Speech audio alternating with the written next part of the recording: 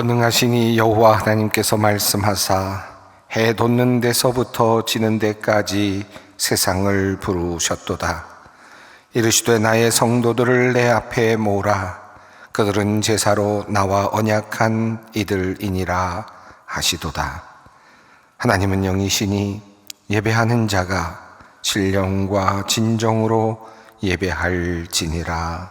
아멘.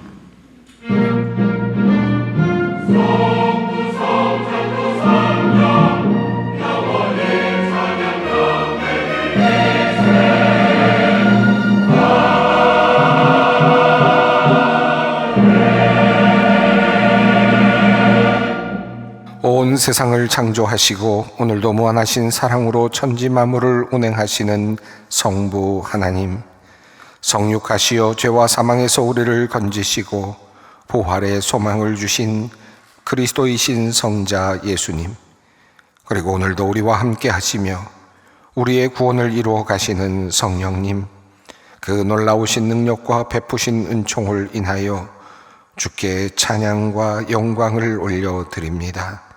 성부, 성자, 성령께 세세무궁토록 영광이 있을지어다. 아멘.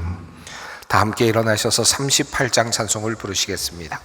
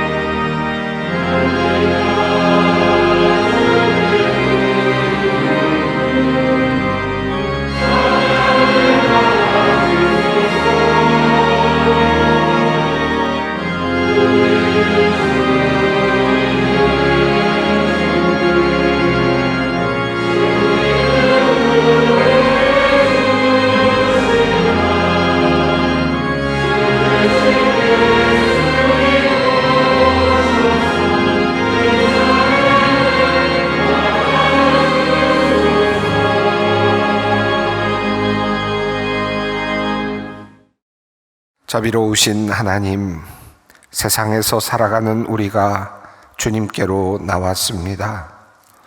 메마른 사막의 오아시스 같은 생명의 말씀이 여기 있으니 우리가 어디로 갈 수 있겠습니까? 지치고 병든 몸 이끌고 이 자리에 나왔사오니 우리의 목마름을 죽여주시고 우리의 무거운 짐을 벗겨 주시옵소서. 우리의 지난 일상을 돌아봅니다. 이웃의 고통에 공감하기보다 나의 안락함을 먼저 생각했습니다. 주님의 말씀을 앞세우기보다 나의 고집과 욕심을 먼저 내세웠습니다. 사랑의 말보다 시기와 정죄, 미움의 말을 먼저 쏟아내었습니다.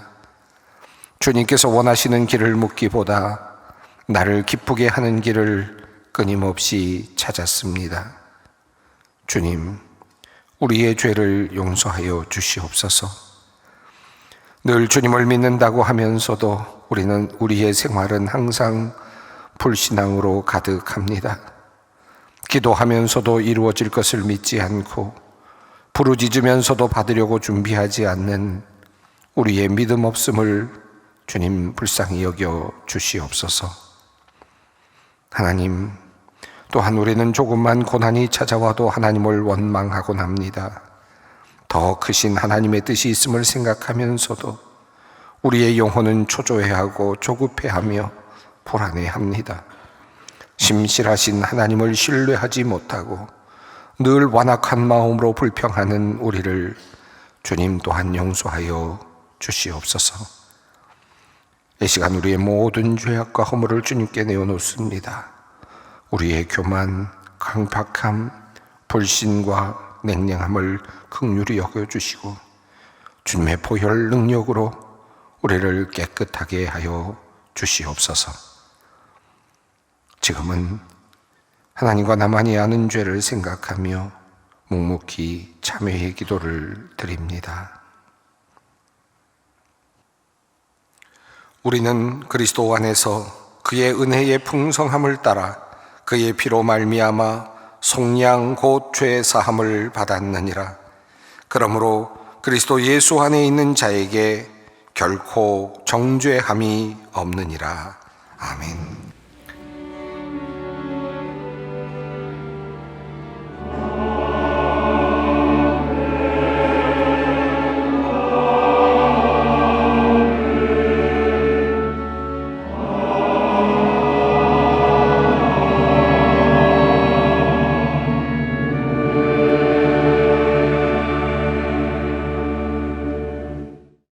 하나님의 말씀입니다. 빌레몬서 1장 22절 말씀입니다.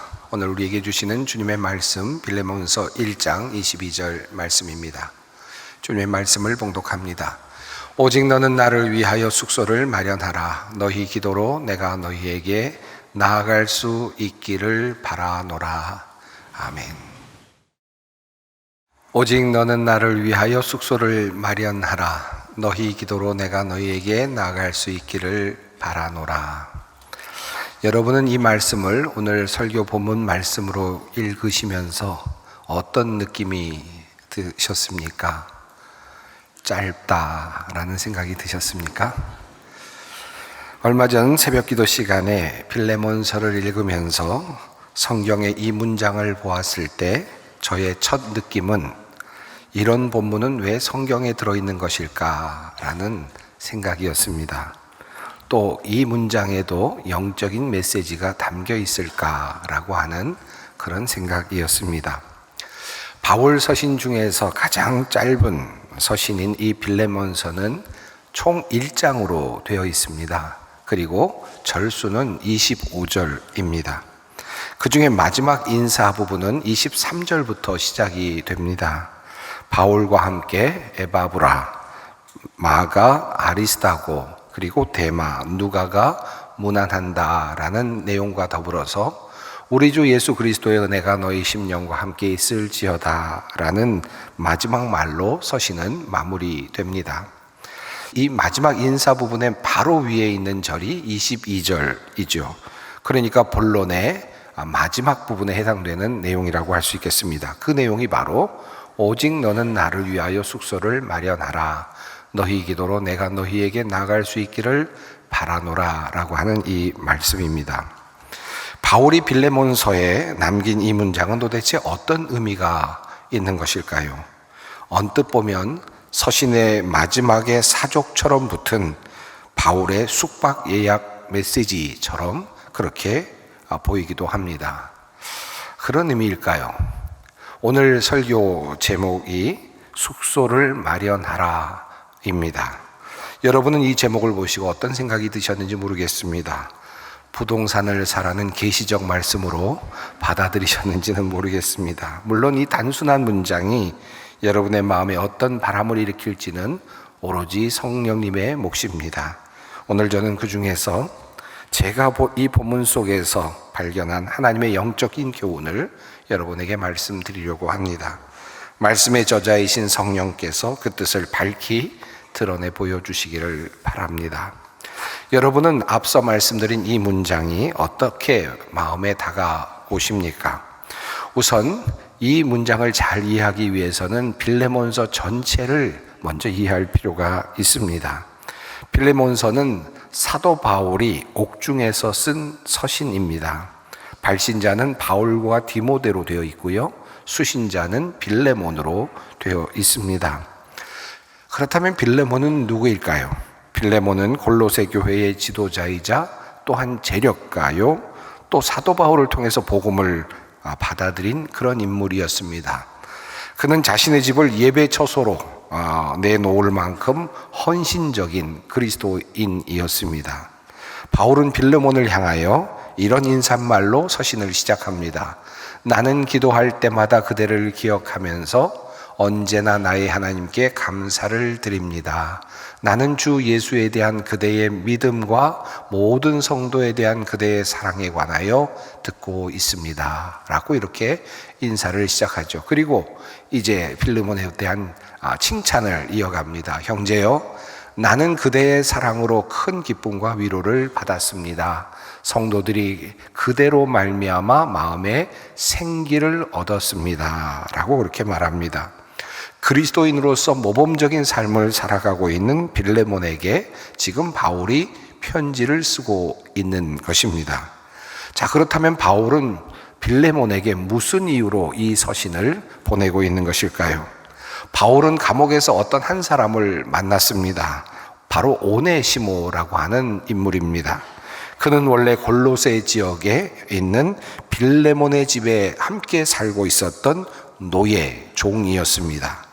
그런데 그만 그가 아마도 주인 몰래 그의 재산을 빼돌려서 도망을 하였던 것 같습니다. 당시 로마법에 따르면 도망친 노예는 사형에 처할 수 있었습니다. 더군다나 주인의 재산을 몰래 빼돌려 그리고 훔쳐서 달아난 그런 종이라면 당연히 용서할 수 없는 큰 죄를 지은 것입니다. 언제 죽어도 아마 마땅할 만한 그런 큰 죄를 지은 것이죠. 오네시모는 아마도 이렇게 도망자로 지내면서 많은 날마다 아마 두려움을 느끼며 살았을 것입니다. 그러던 중에 놀라운 일을 경험하게 됩니다. 로마로 숨어들었던 이 오네시모가 로마 감옥에 있었던 바울을 만나게 된 것입니다. 그리고 그로부터 복음을 전해 들었습니다. 그리고 복음을 전해 들은 후에 그의 삶은 완전히 변화되었습니다. 노예였고 그리고 도망자였던 그의 삶에 엄청난 변화가 일어났습니다. 그가 어떤 사람으로 변화되었는지 정확하게 알 수는 없습니다만, 그러나 바울은 오네시모를 아주 매우 아끼게 됩니다. 그리고 매우 사랑하게 됩니다. 바울은 빌레몬에게 보내는 그 편지 서신 안에 이렇게 그에 대한 이야기를 말하고 있습니다. 내가 갇혀 있는 동안에 얻은 아들 오네시모를 두고 그대에게 간청합니다. 그가 전에는 그대에게 쓸모없는 사람이었으나 이제는 그대와 나에게 쓸모 있는 사람이 되었습니다. 나는 그를 그대에게 돌려보냅니다. 그는 바로 내 마음입니다. 라고 이렇게 표현을 합니다. 바울에게 오네시모가 얼마나 귀한 사람이 되었는지 바울은 그를 가리켜서 아들이라고 그렇게 말합니다. 개역개정 성경은 이 부분을 갇힌 중에서 낳은 아들 오네시모라고 표현을 합니다. 그리고 한 걸음 더 나아가서 바울은 그를 가리켜서 내 마음이라고 표현하죠. 개역개정은 이를 내 신복이라고 번역을 했습니다. 이 단어의 원어적인 뜻은 나의 심장이라는 뜻을 함께 포함합니다. 이러한 표현 속에 바울의 오네시모를 향한 그 애정이 너무나도 잘 드러나고 있습니다. 그리고 흥미롭게도 바울은 오네시모의 이름 뜻을 매우 유머러스하게 사용하면서 오네시모가 어떻게 변화되었는지를 이야기합니다. 오네시모라고 하는 이름, 이 단어의 헬라어적인 이름의 뜻은 쓸모있다라는 뜻을 가지고 있습니다. 그 이름은 당시 로마 지역에 속한 많은 종들의 이름 중에서 흔하게 발견되는 이름이었습니다. 주인들은 종에게 이름을 붙여줄 때 너는 나에게 도움이 되어야 한다, 쓸만한 그런 사람이 되어야 한다, 존재가 되어야 된다라는 그런 의미를 담아서 오네시모, 쓸모있다라는 이름을 붙여주곤 하였습니다. 빌레몬 역시 그러했겠죠. 오네시모라고 하는 이름을 그에게 붙여주었을 때 그는 아마도 기대를 했을 것입니다. 네가 나에게 쓸모있는 존재가 되어라. 아마 그렇게 생각했겠죠. 그런데 오네시모는 도움을 주기는커녕 주인의 재산을 가지고 도망을 하게 된 겁니다. 주인에게 해를 끼쳤으니 쓸모없는 그런 존재가 되고 만 겁니다. 그런데 그만 거듭난 후에 그의 삶이 완전히 달라졌습니다. 바울은 이제 그가 쓸모없던 자에서 쓸모있는 자로 변화되었다라고 말합니다. 그가 전에는 그대에게 쓸모없는 사람이었으나 이제는 그대와 나에게 쓸모있는 사람이 되었습니다.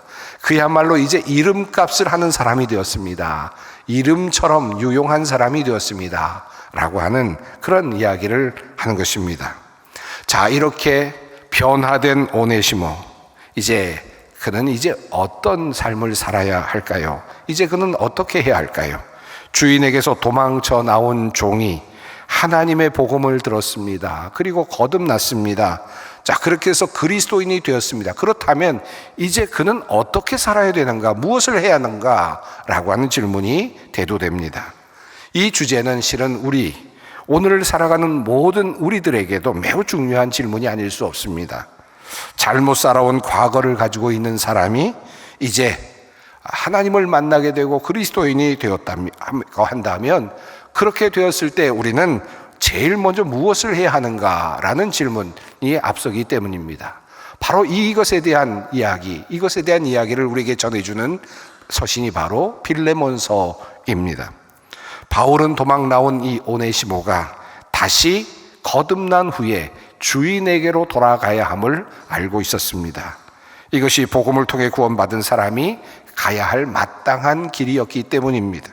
그래서 바울은 오네시모를 빌레몬에게 돌려보내려고 합니다. 빌레몬에게 돌려보냈을 때 결과는 알 수가 없죠. 왜냐하면 빌레몬이 주인으로서 그를 엄하게 처벌할 수도 있었기 때문입니다. 심지어는 사형을 시킬 수도 있었겠죠. 얼마든지 위험한 상황이었습니다.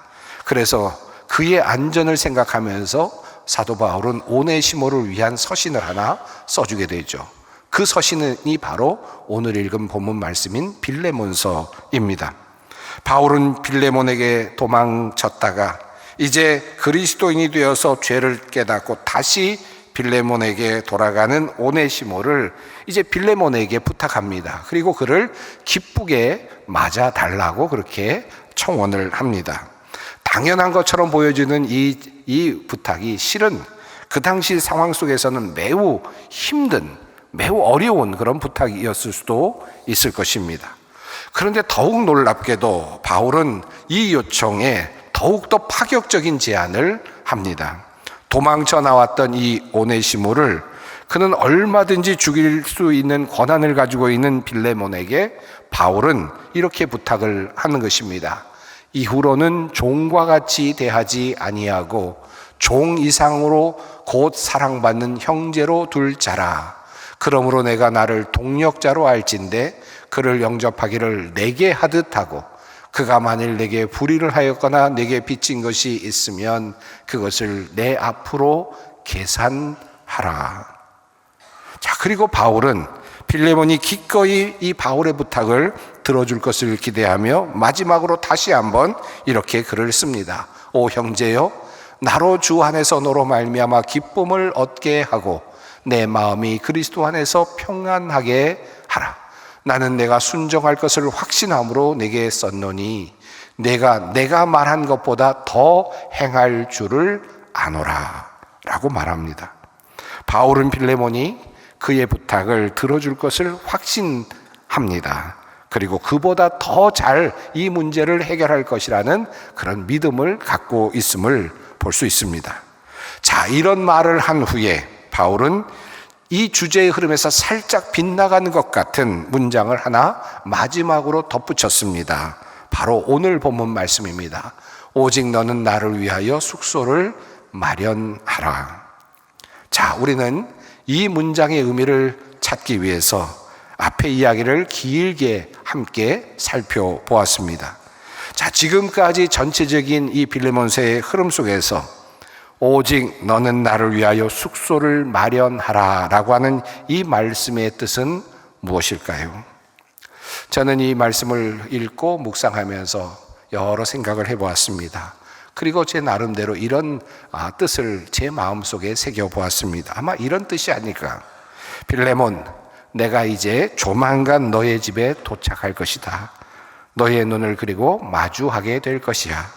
그때 너는 내가 부탁한 이 숙제, 즉 오네시모를 용서하고 형제로 받아들이는 이 실천을 다 마친 상태로 나를 맞이해 줄 수 있겠는가? 라고 하는 그런 문장으로 말입니다. 이것이 바로 내 숙소를 마련하라 라고 하는 바울의 명령 속에 담긴 속뜻이 아닐까 하는 생각을 해보았습니다. 이 구절이 있으므로 이 바울의 권면은 그저 좋은 말의 나열이 아닌 아주 실제적인 삶의 자리에까지 나아감을 알 수 있습니다. 바울의 이 부탁은 이 지점에서 매우 실감나는 현실로 바뀌어짐을 알게 됩니다. 상상해 봅니다. 바울이 감옥에서 풀려나서 빌레몬의 집에 도착을 하였습니다. 반갑게 빌레몬이 문을 열어주지요. 그리고 그가 묵을 방을 보여줄 것입니다. 그런데 그때 빌레몬의 등 뒤에 누가 서 있어야 할 것 같습니까? 바로 빌레몬의 돈을 훔쳐서 달아났다가 다시 예수를 믿고 돌아온 그 노예 오네시모가 빌레몬과 함께 바울을 맞이하는 모습, 아마도 바울은 그런 모습을 지금 상상하고 있지 않았을까요? 바로 이것이 오늘 본문이 말하는 내용입니다.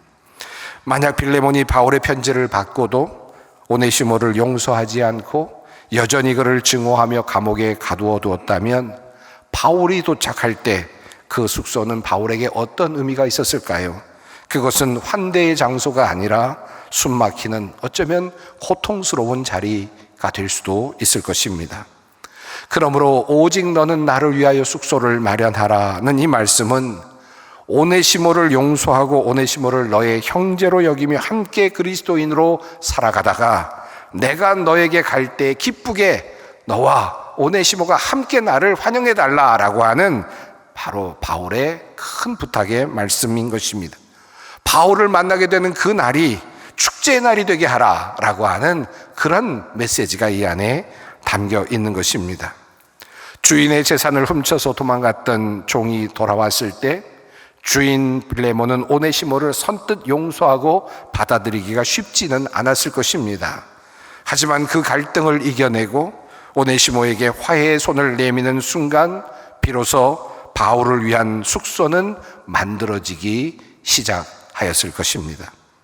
그러므로 숙소는 빌레몬이 바울에게 보여줄 순종의 보고서라고 할 수 있을 것입니다.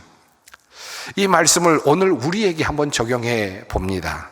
오늘 우리에게 빌레몬서와 같은 서신이 우리에게 도착한다면 우리는 어떻게 반응할까요?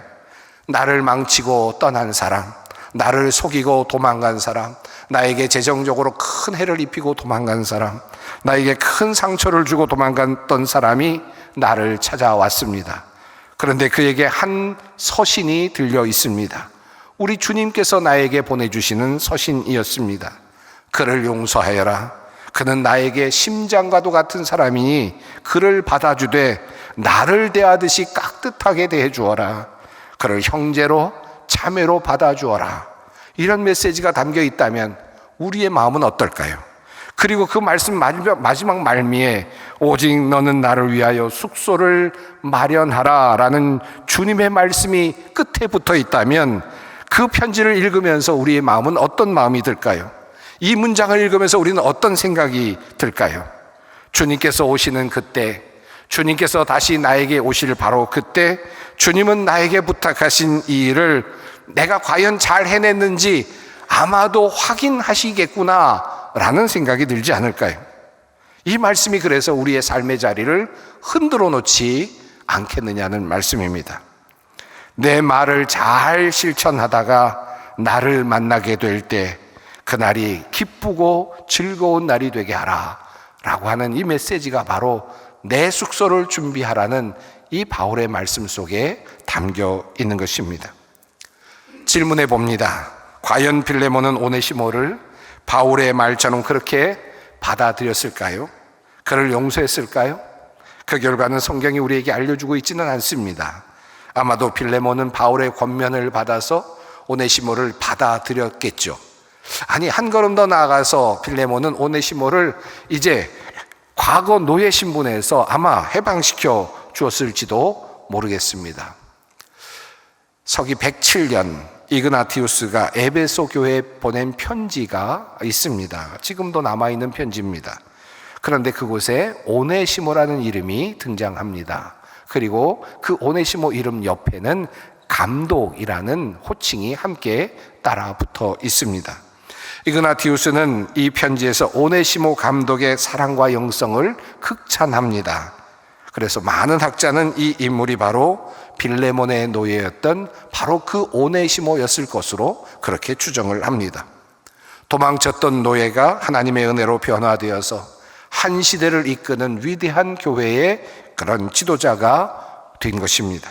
이것이 바로 빌레몬서가 우리에게 보여주는 놀라운 역전의 사건이며 하나님 나라의 이야기라 할 수 있습니다. 자, 지금까지 우리는 빌레몬서의 전체적인 흐름의 틀 속에서 오직 너는 나를 위하여 숙소를 마련하라 라는 이 말씀의 의미를 살펴보았습니다. 하지만 우리는 조금 더 이 말씀의 의미를 생각해 볼 필요가 있겠습니다. 오직 너는 나를 위하여 숙소를 마련하라. 너희 기도로 내가 너희에게 나아갈 수 있기를 바라노라. 오늘 이제부터는 이 문장을 앞에 있는 모든 내용, 이 모든 내용과 함께 연결하지 않고 이 문장을 따로 떼어서 이 문장만을 가지고 이 문장이 의미하는 바를 한번 생각해 보려고 합니다. 어떤 메시지가 이 문장 안에 들어 있습니까? 매우 평범해 보이는 이 문장 속에 실은 놀라운 기도의 비밀이 들어 있습니다. 자, 조금 더 깊이 들어가 보십시다. 바울은 말합니다. 너희 기도로 내가 너희에게 나아갈 수 있기를 바라노라. 그런데 이렇게 바란다고 편지를 쓰고 있는 지금 바울의 상황은 어떤 상황인지 아시죠? 그는 지금 감옥에 갇혀 있습니다. 옥에 갇혀 있는 상태입니다. 그는 언제 석방이 될지 알 수 없습니다. 심지어 그곳에서 죽을 수도 있습니다. 아니면 더 오랜 기간 동안 그 감옥에 머물게 될 수도 있습니다. 자, 그런데도 불구하고 바울은 이제 사람들에게 내가 그곳에 갈 수 있게 되기를, 내가 나갈 수 있게 되기를, 석방이 될 수 있게 되기를 기도해 달라고 부탁을 하죠. 그리고 바울은 석방이 되는 대로 골로새에 있는 빌레몬의 집으로 가고자 하는 마음이 있습니다. 그래서 빌레몬과 골로새 교인들에게 자신이 석방될 수 있도록 기도해 달라고 그렇게 부탁을 하죠. 그런데 이 기도에 대한 부탁 바로 앞에 놀라운 한 가지 문장을 덧붙였습니다. 바로 계속 읽어왔던 바로 그 말씀이죠. 오직 너는 나를 위하여 숙소를 마련하라. 이 말씀의 의미는 무엇일까요? 바울은 기도의 능력을 지금 확신하고 있습니다. 기도를 부탁하면서 바울은 이미 석방될 것을 예견하고 있습니다. 그러니 숙소를 마련하라는 것입니다. 숙소부터 먼저 마련하라는 것입니다. 아직 석방이 되지도 않았습니다. 그런데 이미 석방이 된 줄로 믿고 숙소를 마련하라는 것입니다. 우리는 종종 기도하면서 그 기도가 말에만 머물 때가 있습니다. 혹은 우리의 생각 안에만 머물 때가 있죠. 그러나 바울은 달랐습니다. 그는 자기의 석방을 위해 기도해 달라고 부탁함과 동시에 내가 나가서 머물 숙소를 함께 준비하라고 그렇게 부탁을 합니다. 기도는 어떻게 하는 것인가? 바울은 우리에게 이 단 한 문장을 통해서 매우 중요한 사실을 알려주고 있습니다. 기도는 그냥 말로만 하는 것이 아니다. 기도는 그것이 이루어질 것을 믿고 행동하는 것이다 라고 하는 메시지를 담는 것입니다. 성경에는 기도가 실제적인 준비와 함께 만날 때 기적을 일으켰던 사례를 여러 곳에서 알려주고 있습니다. 엘리사 선지자 시대에 모압과 전쟁에서 물이 없어서 몰살당할 위기에 처한 이스라엘 군대의 이야기가 그러합니다. 그때 하나님은 엘리사를 통해 명령하십니다. 이 골짜기의 개천을 많이 파라. 하늘에 구름 한 점 없습니다. 바람도 불지 않았습니다. 비가 올 기미도 전혀 보이지 않는 마른 땅에서 삽을 들고 그렇게 땅을 파는 것은 어찌 보면 미친 짓과 같이 느껴졌을 것입니다. 그러나 군사들은 순종하며 삽을 들었고 그리고 마른 땅에 개천을 파죠. 그리고 다음 날 아침 물이 흘러 들어옵니다. 개천을 가득 채웁니다. 만약 그들이 귀찮아서 개천을 작게 팠다면 하나님이 비를 쏟아 부어 주셨어도 그 물은 다 흘러가고 없어졌을 것입니다. 기적은 하나님께서 일으켜 주시는 영역이지만 기적을 담을 개천을 파는 것은 인간의 책임이기도 합니다. 선지자 생도의 아내였던 과부의 이야기도 그렇습니다. 기름 한 그릇밖에 남지 않은 절망적인 상황에서 엘리사는 말합니다. 너는 밖에 나가서 모든 이웃에게 그릇을 빌리라. 과부와 아들들이 믿음으로 빈 그릇을 모아왔을 때 기름은 그 그릇이 다 찰 때까지 멈추지 않습니다. 성경은 증언합니다. 다른 그릇이 없나이다 하니 기름이 곧 그쳤더라. 기름이 부족해서 멈춘 것이 아닙니다. 하나님의 능력이 부족해서 멈춰선 것이 아닙니다. 담을 그릇이 부족해서 멈춘 것입니다. 우리의 기도의 응답이 멈추는 이유는 하나님의 능력의 부족이 아니라 우리가 준비한 숙소, 우리가 준비한 바로 그 그릇이 부족함이기 때문일 때가 있습니다. 우리가 잘 알고 있는 이야기가 있지 않습니까? 가뭄이 심한 마을에 성도들이 함께 하나님께 비를 내려달라고 교회당에 함께 모였습니다. 간절히 기도했습니다. 예배당이 떠나갈 듯 그렇게 부르짖었습니다. 그런데 수많은 성도 중에 오직 한 소녀만이 우산을 들고 나왔다. 그리고 장화를 신고 나왔다는 이야기. 말에 갇힌 기도가 얼마나 허망할 수 있는지를 보여주는 예이죠. 누가 진짜 기도하는 사람입니까? 기도가 끝나고 비가 올 것을 예견하고 우산을 들고 장화를 신고 나오는 사람이 기도하는 사람이다 라는 말씀입니다. 자, 그러므로 본문 22절 말씀은 결코 그저 없어도 되는 사족의 말씀이 아닙니다. 이것은 기도가 어떻게 완성되는지를 우리에게 알려주는 매우 귀중한 지혜의 말씀입니다. 기도는 하나님께 모든 것을 떠넘기고 나는 소파에 누워 있는 것이 아닙니다. 기도는 행동이며 동시에 실천입니다. 오늘 우리의 기도는 어떻습니까? 주님, 나의 길을 열어주십시오 라고 기도하면서 정작 길이 열리게 되었을 때 뛰쳐나갈 운동화 끈을 묶고 있지 않다면 과연 우리는 제대로 기도하는 것이 되겠습니까? 주님, 병을 고쳐주십시오 라고 기도하면서 건강해진 후에 주님을 위해서 어떻게 살 것인지 계획조차 가지고 있지 않다면 숙소를 마련하지 않는 기도와 아마 별반 다를 바 없을 것입니다. 취업의 예를 한번 들어보십시다. 어떤 청년은 매일 주님께 기도합니다. 주님, 저에게를 선한 게 인도해 주십시오. 제가 좋은 곳에 취직할 수 있도록, 좋은 곳에 사원으로 취직할 수 있도록 그렇게 간절히 부르짖습니다. 그 기도는 영적이고 그리고 거룩한 기도지요. 하지만 기도가 끝난 후에 자신의 분야에서 실력을 쌓고 포트폴리오를 다듬고 성실히 하루하루를 살아내는 이 숙소 마련의 과정은 매우 중요합니다. 만약에 그것이 없다면 그 기도는 하나님께 모든 것을 다 떠맡기는 그런 방종으로 흐를 수 있는 것입니다. 회사에 취직을 하기 위해서 기도하고 하나님께서 나에게 기회를 주셨을 때, 면접에 기회를 주셨을 때 우리가 그 기회를 잘 못 사용하여서 그 기회를 만약에 놓친다면 그것은 과연 누구의 책임이겠습니까? 기도한다면 실천도 함께 해야 합니다. 바로 이것이 오늘 본문이 우리에게 전하는 메시지입니다. 빌레몬은 바울의 석방을 기도하기 시작합니다. 그러면서 동시에 그가 모을 방도 함께 준비하기 시작합니다. 바로 기도는 받을 그릇을 준비하는 것이고 동시에 머물 숙소를 함께 준비하는 행위입니다. 오직 너는 나를 위하여 숙소를 마련하라. 너희 기도로 내가 너희에게 나아갈 수 있기를 바라노라. 이 사도의 음성이 오늘 저와 여러분을 향한 주님의 간절한 말씀이 되기를 소망합니다. 함께 기도하겠습니다.